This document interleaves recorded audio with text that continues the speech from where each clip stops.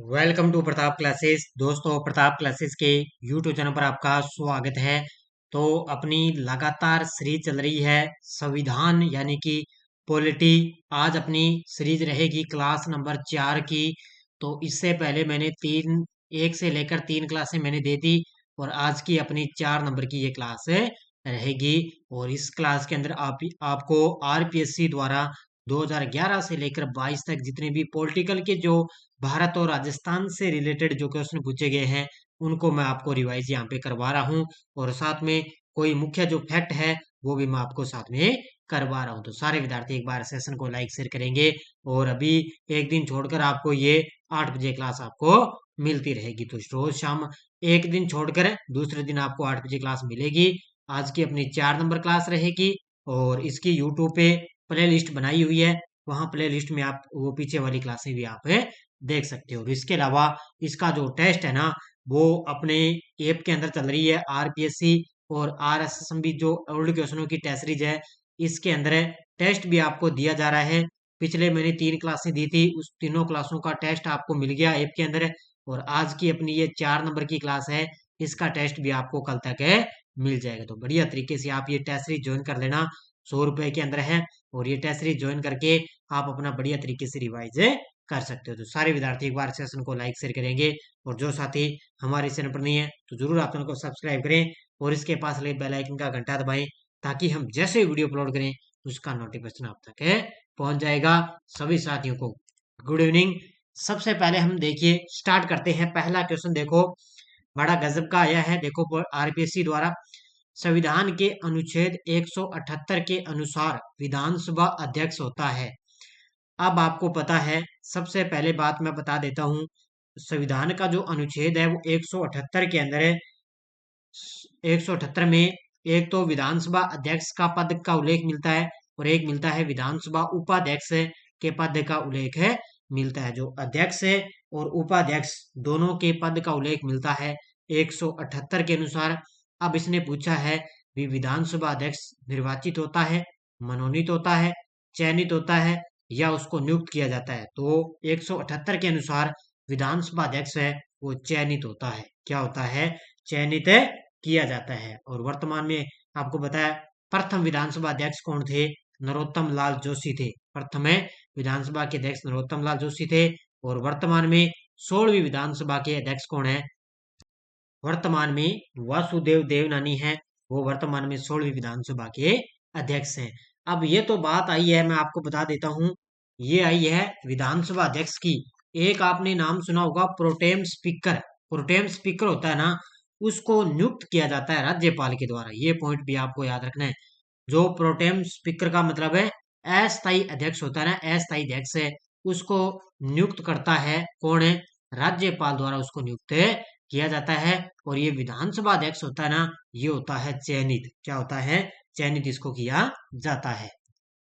अगला क्वेश्चन, किस संवैधानिक संशोधन के द्वारा पांडिचेरी विधानसभा के निर्वाचित सदस्य भारत के राष्ट्रपति के निर्वाचन मंडल में सम्मिलित हुए थे? इसने पूछा है किस संवैधानिक संशोधन के द्वारा पांडिचेरी विधानसभा के जो निर्वाचित सदस्य हैं वो भारत के राष्ट्रपति के निर्वाचक मंडल में शामिल हुए थे। किस में? तो ये है 17वें संविधान संशोधन के तहत। ऑप्शन नंबर ए किसके तहत है? भाई 17वां जो संविधान संशोधन है उसके तहत जो पांडिचेरी विधानसभा के जो निर्वाचित सदस्य है ना वो भारत के राष्ट्रपति के निर्वाचक मंडल में सम्मिलित हो सकते हैं। तो ये किस में माना गया है? तो ये 17वें संविधानिक संशोधन में माना गया है। भारत के संविधान के किस अनुच्छेद के अंतर्गत महानगर योजना के लिए समिति का गठन किया जाता है? तो भारत का संविधान के, इसने पूछा भी कौन से अनुच्छेद के अंतर्गत है जो महानगर योजना है उसके लिए एक समिति का गठन किया जाता है। और वो अनुच्छेद कौन सा है? अनुच्छेद 243 है। यह हडय, ये याद रखने भी, अनुच्छेद 243 यह हडय के अंतर्गत महानगर योजना के लिए समिति का गठन किया जाता है। तो इसका उत्तर हो जाएगा अनुच्छेद 243 यह डैम में पूछा गया भी महानगर योजना के लिए समिति का गठन किया गया। अब एक आपको बता देता हूं, कुछ दिन पहले मैंने आपको इसी क्लास के अंदर बताया था भी 243 जो यह और गह, यह और गह और यह और अडय, तो यह और गहन है, ये किसके लिए है? ये है जिला योजना के लिए समिति। किसके लिए है? जिला योजना के लिए समिति है कौन सी? यह और गह। और महानगर योजना के लिए समिति है अनुच्छेद 243 यह और अड़। तो दोनों को अलग अलग है, याद कर लेना बस। भारत के संविधान की 11वीं अनुसूची का संबंध निम्नांकित में से किस अनुच्छेद से है? भारत के संविधान की जो 11वीं अनुसूची है उसका संबंध किस अनुच्छेद से माना गया है? तो ये माना गया है 243(6) के तहत। किसके तहत है? तो इसमें 243(6) ना, ये 11वीं अनुसूची का संबंध है। और 11वीं अनुसूची में ये पूछा है ना भी जो पंचायती राज के कितने विषय उल्लेखित हैं, तो 29 विषयों का संबंध है 243(6) से संबंधित है। इसका उत्तर हो जाएगा ऑप्शन नंबर 1 है। अब कुछ चीजें आपको मैं साथ में और बता देता हूँ। ऑप्शन में देखो, एक दिया हुआ है 243(j). 243(j) इसका मतलब क्या होता है भी? पंचायती राज संस्थाओं द्वारा कर लगाने की शक्तियां, जो कर लगाने की शक्तियां ना पंचायती राज द्वारा, वो है 243(j) के अंतर्गत। और जय दिया हुआ ना, इसमें यह माना गया है भी जो पंचायती राज संस्था है उसमें वित्तीय स्थिति के पुनर्वलोकन के लिए राज्य वित्त आयोग के गठन का प्रावधान है जय के अंदर। और यह में दिया हुआ है, क्या दिया हुआ है? यह में है पंचायती राज संस्थाओं के लेखाओं की संपरीक्षा। क्या है? लेखाओं की संपरीक्षा। तो ये सीधे साथ आपने नोट करते जाना। निम्नांकित में से कौन लोकपाल के लिए समिति का सदस्य नहीं है? अब इसने क्वेश्चन देखो ध्यान से, इसने पूछा है भी कौन है वो लोकपाल है के लिए समिति का एक सदस्य नहीं है? तो प्रधानमंत्री तो होता है, आपको पता है कौन है? प्रधानमंत्री तो होता है इसके अंदर। इसके अलावा जो निम्न सदन का स्पीकर होता है वो भी होता है समिति का सदस्य। और भारत का मुख्य न्यायाधीश भी होता है। तो इसका उत्तर हो जाएगा ऑप्शन नंबर सी। जो उच्च सदन में विपक्ष का नेता होता है ना, वो लोकपाल के लिए समिति का सदस्य नहीं होता। तो इसका उत्तर हो जाएगा ऑप्शन नंबर 3 है। और वर्तमान में अभी देश के नए लोकपाल कौन बने हैं? वर्तमान में याद रखना, वो है न्यायमूर्ति AM खानविलकर। कौन है? खानविलकर है ना, जो वर्तमान में देश के नए लोकपाल अभी बने हैं। तो इस समिति के सदस्य नहीं होते, प्रधानमंत्री होते हैं, निम्न सदन के स्पीकर भी होते हैं, और भारत का मुख्य न्यायाधीश भी इसके अंदर होता है। भारत के संविधान में अंतरिम संसद द्वारा कितने संशोधन किए गए? भारत के संविधान में अंतरिम संसद द्वारा कितने संशोधन किए गए? अब इसने संशोधन पूछे हैं, ध्यान रखना एक ही संशोधन किया गया है। कौन सा? भारत के संविधान में अंतरिम संसद द्वारा कितने संशोधन किए गए? एक ही संशोधन इसके अंदर किया गया है। संसद के सदन द्वारा इसकी बैठकों में लगातार कितने दिन अनुपस्थित रहने पर किसी सदस्य का स्थान रिक्त घोषित किया जा सकता है? भी संसद के अंदर जो सदन द्वारा भी बैठकें होती है उसमें लगातार कोई सदस्य होता है, वो अगर अनुपस्थित रहता है, वहां पर नहीं जाता, तो उसको किसी सदस्य का स्थान रिक्त घोषित किया जाता है, यानी कि कितने दिनों तक उसके बाद में उसको वहां पर बैठने नहीं दिया जाएगा। तो इसमें इसका टाइम होता है 60 दिनों के अंदर। कितने? अगर वो 60 दिन तक अनुपस्थित रहता है तो उसमें सदस्य का स्थान उसको नहीं दिया, यानी कि उसको जो इसका स्थान है ना उसको रिक्त घोषित किया जा सकता है। कितने दिनों के अंदर है? 60 दिनों का अंदर। निम्नांकित महिलाओं में से कौन भारत की मुख्य निर्वाचन आयुक्त रही है? निम्नांकित है महिलाओं में से कौन भारत की मुख्य निर्वाचन आयुक्त रही थी? तो ये रही थी VS रमा देवी। कौन है? VS रमा देवी है, ये भारत की मुख्य निर्वाचन आयुक्त रही थी। और ये इनका लगभग समय था उस समय 1990 से लेकर 1990 तक, यानी कि लगभग 26 नवंबर 1990 से लेकर और 12 दिसंबर 1990, यानी कि कुछ ही दिनों के लिए भारत की मुख्य निर्वाचन आयुक्त रही थी VS रमा देवी। विधानसभा में अभिभाषण का एवं संदेश भेजने का राज्यपाल का संविधानतः क्या है? भी विधानसभा के अंदर आपको पता है अभिभाषण अभिभाषण का भी उल्लेख दिया हुआ है, तो उसका संदेश भेजने का राज्यपाल का संविधानतः क्या होता है? उसका अधिकार होता है, उसकी शक्ति होती है, उसका कृत्य होता है, या उसका कर्तव्य होता है? तो जल्दी से मुझे बताओ। एक तो सबसे पहले बताओ भी संविधान के किस अनुच्छेद में अभिभाषण, जो राज्यपाल का अभिभाषण है, वो किस अनुच्छेद में है? अब ये इसका जो उल्लेख है ना, जो विधानसभा में अभिभाषण का एवं संदेश भेजने का राज्यपाल का क्या है? ये है अधिकार है। और ये सीधा का सीधा किस अनुच्छेद में है? तो ये संविधान के अनुच्छेद 175 के अंदर इसका उल्लेख दिया हुआ है। और जो संविधान का अनुच्छेद 176 है ना, उसके अंदर है राज्यपाल का विशेष अभिभाषण। क्या है? विशेष अभिभाषण है 176 के तहत राज्यपाल का, और 175 के तहत ये माना गया है कि संविधान सभा में अभिभाषण का एवं संदेश भेजने का राज्यपाल का क्या है अधिकार है, ये 175 में दिया हुआ है, और 176 में राज्यपाल का विशेष अभिभाषण दिया हुआ है। तो ये दोनों चीज अलग अलग है, इनको याद रखनी है। संविधान के अनुच्छेद 164 के अनुसार राजस्थान का मुख्यमंत्री होता है। देखो 2 दिन पहले मैंने आपको बताया था।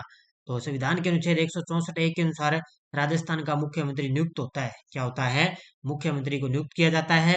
और विधानसभा अध्यक्ष क्या होता है? विधानसभा अध्यक्ष होता है चयनित है, और मुख्यमंत्री को किया जाता है नियुक्त किया जाता है। तो इसमें मुख्यमंत्री को क्या किया जाता है? नियुक्त किया जाता है। और नियुक्त करता कौन है इनको? इनको नियुक्त करता है राज्यपाल। राज्यपाल ही मुख्यमंत्री को नियुक्त करता है, और राज्यपाल ही मुख्यमंत्री को शपथ दिलाता है। और जो मुख्यमंत्री होता ना, ये राज्यपाल के ही प्रसाद पर्यंत पद पर बना रहता है। वैसे तो इनका समय 5 साल होता है, लेकिन ये अगर राज्यपाल इनको हटा सकता है तो हटा भी सकता है, क्योंकि ये राज्यपाल के पद के ही प्रसाद पर्यंत ये पद पर बने रहते हैं। तो इसका उत्तर हो जाएगा 4 नंबर। किस वर्ष राजस्थान विधानसभा सदस्य संख्या बढ़कर 200 की गई थी? भी कुल संख्या इसमें कितनी की गई थी? राजस्थान विधानसभा में कुल सदस्य संख्या बढ़कर 200 कर दी गई। किस विधानसभा में? तो ये उस समय किस वर्ष है? तो ये की गई थी 1977 के समय। कौन सी विधानसभा थी 1977 में? ये थी छठी विधानसभा। छठी विधानसभा थी 1977 से लेकर 1980 तक। इसमें क्या है? 200 सीटों पर चुनाव हुए थे। 200 सीटों पर चुनाव हुए थे। और जो 5वीं विधानसभा थी ना, उस समय 184 सीटें थी, लेकिन ये बढ़ाकर छठी विधानसभा में 200 कर दी गई थी। तो ये 1977 की बात है, ध्यान रखना। 1977 से लेकर 1980 तक छठी विधानसभा का समय रहा था। उसके बाद में वर्तमान में भी 200 ही चल रही है। नेक्स्ट है, उच्च न्यायालय न्यायाधीश के संबंध में निम्नलिखित कथनों पर विचार कीजिए। अब देखो, उच्च न्यायालय का जो मुख्य न्यायाधीश होता है उसके बारे में बताना है। यहाँ पे कथन आपको दिए हुए हैं। वह राष्ट्रपति द्वारा नियुक्त होता है। बिल्कुल पहला कथन तो बिल्कुल ही सही है। भी उच्च न्यायालय का जो मुख्य न्यायाधीश होता है ना, वो ध्यान रखना राष्ट्रपति द्वारा ही नियुक्त उसको किया जाता है। उसे पद की शपथ राज्य के राज्यपाल द्वारा दिलाई जाती है। बिल्कुल कथन सही है। नियुक्त करेगा राष्ट्रपति। पद कौन, शपथ कौन दिलाएगा उसको? राज्य का जो राज्यपाल है उसको शपथ दिलाएगा। वह अपना त्याग पत्र भारत के मुख्य न्यायमूर्ति को देता है। ये कथन बिल्कुल गलत है। वो अपना जो त्याग पत्र देगा ना, किसको देगा? राष्ट्रपति को देगा। ध्यान रखना भी, नियुक्त तो राष्ट्रपति करेगा। अगर ये त्याग पत्र देगा तो किसको देगा? भारत के राष्ट्रपति को ये त्याग पत्र देगा। तो इसमें पहला और दूसरा दो ही कथन सही है, तीसरा कथन गलत है। तो देखो, पहला 1 और 2 इसमें सही हो जाएगा। उत्तर नंबर 1 हो जाएगा इसका। राजस्थान के निम्नलिखित राज्यपालों में से कौन लोकसभा अध्यक्ष भी रहे थे? भी राजस्थान के ऐसे कौन से राज्यपाल हैं जो लोकसभा अध्यक्ष भी रहे थे? वो हैं बलीराम भगत। कौन थे? बड़ा नाम आपने पहली बार भी सुना होगा, बलीराम भगत का नाम है। और ऐसे राज्यपाल थे जो लोकसभा अध्यक्ष भी रह चुके थे। बड़े गजब के क्वेश्चन पूछे आरपीएससी ने। अब इसमें देखो, बलीराम भगत आ गया। इनका, बलीराम भगत का आपके सामने समय पूछे तो इनका समय था, ध्यान रखना, 1993 से लेकर 1998। 1998 तक ये राजस्थान के राज्यपाल है, और उसके बाद में ये लोकसभा अध्यक्ष भी रहे थे। इसके अलावा मैंने आपको बताया था रघुकुल तिलक। रघुकुल तिलक है, राजस्थान के ऐसे राज्यपाल भी रहे जो आरपीसी के सदस्य भी रहे थे। ये पॉइंट याद रखना है। इसके अलावा ओपी मेहरा। ओपी मेहरा राजस्थान के ऐसे राज्यपाल थे जो हिंदुस्तान एरोनॉटिक्स लिमिटेड के अध्यक्ष भी रहे थे। ये चीज याद रखनी है, जो मैं आपको बोल बोल के बता रहा हूं ना, हो सकता है आपको एग्जाम में आगे देखने को मिल सकते हैं। अब देखो, निम्न कथनों पर विचार कीजिए। अब देखो, ये क्वेश्चन आरपीएससी के द्वारा पूछा गया था, लेकिन इसमें आंसर कुछ और ही माना गया है। तो इसमें कथन अपने पढ़ते हैं, उसके हिसाब से देखेंगे। तो कथनों पर विचार कीजिए। मंत्री मुख्यमंत्री के प्रसाद पर्यंत पद पर धारित करेंगे। इसमें ये पूछा गया है, जो मंत्री होते हैं वो मुख्यमंत्री के प्रसाद पर्यंत धारित करेंगे। बिल्कुल कथन ये गलत है, क्योंकि जो मंत्री वगैरह मुख्यमंत्री होते हैं वो सारे के सारे राज्यपाल के प्रसाद पर्यंत पद पर रहते हैं। राज्यपाल राष्ट्रपति के प्रसाद पर्यंत पद धारित करेंगे। ये कथन तो बिल्कुल सही है। ठीक है, राज्यपाल होता है वो राष्ट्रपति के प्रसाद पर्यंत पद पर रहेगा। मंत्रिपरिषद सामूहिक रूप से विधानसभा के प्रति उत्तरदायी होती है। बिल्कुल सही है। जो मंत्रिपरिषद होती है वो सामूहिक रूप से विधानसभा के प्रति उत्तरदायी होती है। मुख्यमंत्री की पदावधि विधानसभा के कार्यकाल की समवर्ती होती है। अगर वैसे देखा जाए तो अब यहाँ पे तो देखो, अब मान सकते हैं तो पहला कथन तो बिल्कुल गलत हो गया, दूसरा भी सही है, तीसरा भी सही है। अब अपने माने तो चौथा भी इसका सही हो सकता है, लेकिन अपने ऑप्शन में देखे ना, आरपीसी ने देखो ऑप्शन दिए, अब ऑप्शन के हिसाब से अपने देखे ना तो इसका उत्तर हो जाएगा बी और सी। अब बी और सी मान सकते हो, यानी कि बी और सी इसका सही है। अब चौथा देखें तो वो मुख्यमंत्री की पदावधि विधानसभा के कार्यकाल की समवर्ती होती है, यानी कि विधान मुख्यमंत्री को वैसे तो कोई निश्चित कार्यकाल नहीं होता, 5 वर्ष होता है, लेकिन वो राज्यपाल के प्रसाद पर्यंत पद पर रह सकता है, वो कभी भी अपने पद से इस्तीफा दे सकता है। ये कथन बिल्कुल दोनों पहले बी और सी इसका सही हो जाएगा। स्पीकर की अनुपस्थिति में विधानमंडल द्वारा पारित किसी विधेयक को राज्यपाल को भेजे जाने से पूर्व निम्न में से कौन प्रमाणित करता है। अब आपको पता है स्पीकर की अगर अनुपस्थिति हो तो वहां पर विधानमंडल द्वारा जो पारित किसी कोई विधेयक है उसको अगर राज्यपाल जो है राज्यपाल को भेजे जाने से पूर्व है ना, उसको कौन पहले प्रमाणित करेगा, तो वो करेगा विधानसभा सचिवालय का सचिव। Option number B. कौन करेगा, विधानसभा सचिवालय का जो सचिव है ना, उसको राज्यपाल को भेजे जाने से पूर्व है वो उस विधेयक को प्रमाणित करेगा। अगर पहले तो अगर अगर स्पीकर अनुपस्थित ना हो तो उससे पहले तो स्पीकर ही करेगा, लेकिन स्पीकर की अनुपस्थिति है तो वहां पर विधानसभा सचिवालय का सचिव उसको प्रमाणित करेगा। राज प्रमुख द्वारा राजस्थान के उच्च न्यायालय का उद्घाटन किया गया। राज प्रमुख द्वारा, उस समय आपको पता है पहले एकीकरण के समय राज प्रमुख ही चलते थे राज्यपाल की जगह, तो राज प्रमुख द्वारा राजस्थान के उच्च न्यायालय का उद्घाटन कब किया गया, 29 अगस्त 1949 को। ऑप्शन नंबर ए कब किया गया, 29 अगस्त 1949 को राज प्रमुख द्वारा राजस्थान के उच्च न्यायालय का उद्घाटन किया गया। राजस्थान में लोकायुक्त के पद से संबंधित निम्नांकित कथनों पर विचार कीजिए। एक एक चीज में आपको एक दिन छोड़कर मेरी क्लास आएगी ना, एक एक चीज में आपको इससे एक एक चीज रटा दूंगा, आपका पॉलिटिकल लगभग तैयार हो जाएगी। तो लोकायुक्त के पद से संबंधित आपको बताने यहाँ पे कथन क्या कुछ सही है या गलत है। तो राज्यपाल लोकायुक्त की नियुक्ति करेंगे, बिल्कुल सही है भी, राज्यपाल है वो लोकायुक्त की नियुक्ति करेंगे, यानी कि बिल्कुल सही है।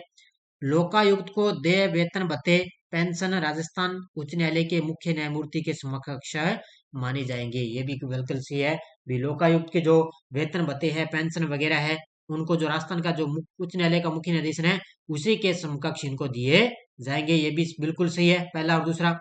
राजस्थान के मुख्यमंत्री के विरुद्ध शिकायतों का अन्वेषण लोकायुक्त द्वारा नहीं किया जा सकेगा, ये भी बिल्कुल है कथन सही है। तो तीनों के तीनों कथन सही है भी। राजस्थान के मुख्यमंत्री के जो विरुद्ध है ना, अगर कोई शिकायत आ जाए तो उनका अन्वेषण, उसकी खोज है वो लोकायुक्त द्वारा नहीं की जाएगी, ये भी बिल्कुल सही है, उसके द्वारा नहीं की जाएगी। तीनों कथन है सही है, तो इसका उत्तर हो जाएगा 4 नंबर ए और बी, तीनों सही। राजस्थान लोक सेवा आयोग के सदस्यों के संबंध में कौन सा कथन सही नहीं है। अब देखो क्वेश्चन को पूरा पढ़ो, आरपीएससी के सदस्यों के बारे में देखो, यहाँ पे पूछा भी कौन सा कथन सही नहीं है। सदस्यों की नियुक्ति राज्यपाल द्वारा की जाती है, बिल्कुल कथन सही है। मैंने 2 दिन पहले भी बताया था, सदस्यों की नियुक्ति कौन करता है, राज्यपाल इनकी सदस्यों की नियुक्ति करेगा। हटाएगा कौन, इनको हटाने का काम करेगा राष्ट्रपति, ध्यान रखना। सदस्य अपने पद ग्रहण करने की तारीख से 6 वर्ष की अवधि अथवा 65 वर्ष की आयु प्राप्त कर लेने तक है, जो भी पहले हो वह पद धारण करेगा। ये कथन मुझे थोड़ा गड़बड़ लग रहा है, इसको छोड़ देते हैं। सदस्य अपनी पदावधि की समाप्ति पर उस पद पर पुनर्नियुक्ति का पात्र नहीं होगा, ये कथन तो बिल्कुल सही लग रहा है मुझे। ये सदस्य है वो अपनी जो पदावधि है ना, उसकी समाप्ति पर उस पद पर पुनर्नियुक्ति का वो पात्र है नहीं होगा। सदस्य अपने पद से राजस्थान के राज्यपाल द्वारा निलंबित किया जा सकता है, बिल्कुल सही है, यानी कि ये भी सही है, ये भी सही है। ये 2 नंबर में थोड़ी गड़बड़ है, पहला भी सही है, तो इसका उत्तर हो जाएगा 2 नंबर। अब 2 नंबर कथन क्यों गलत है, क्योंकि यहाँ पे 6 वर्ष बिल्कुल सही है, लेकिन यहाँ पे 65 नहीं होगा, यहाँ पे होगा 62 वर्ष। 62 वर्ष की आयु प्राप्त कर लेने तक है, जो भी पहले वो पद धारण करेगा, तो इसका उत्तर हो जाएगा 2 नंबर। राजस्थान राज्य निर्वाचन आयोग का गठन कब हुआ। राजस्थान राज्य निर्वाचन आयोग का गठन कब हुआ, तो इसका गठन हुआ था जुलाई 1994 को। कब हुआ, जुलाई 1994 को राजस्थान राज्य निर्वाचन आयोग का गठन हुआ था। आज का लास्ट और अंतिम अंतिम क्वेश्चन आपके सामने। राजस्थान राज्य के मानवाधिकार आयोग के अध्यक्ष की नियुक्ति राज्यपाल द्वारा एक समिति की सिफारिश पर की जाएगी, जो मिलकर बनती है। देखो, राजस्थान का जो मानवाधिकार आयोग के अध्यक्ष होता है ना, उसकी नियुक्ति तो राज्यपाल करता है, लेकिन वो भी एक समिति की सिफारिश पर करती है। और इस समिति वो किस कर बनी होती है, यानी कि किस किन को मिलाकर बनी होती है।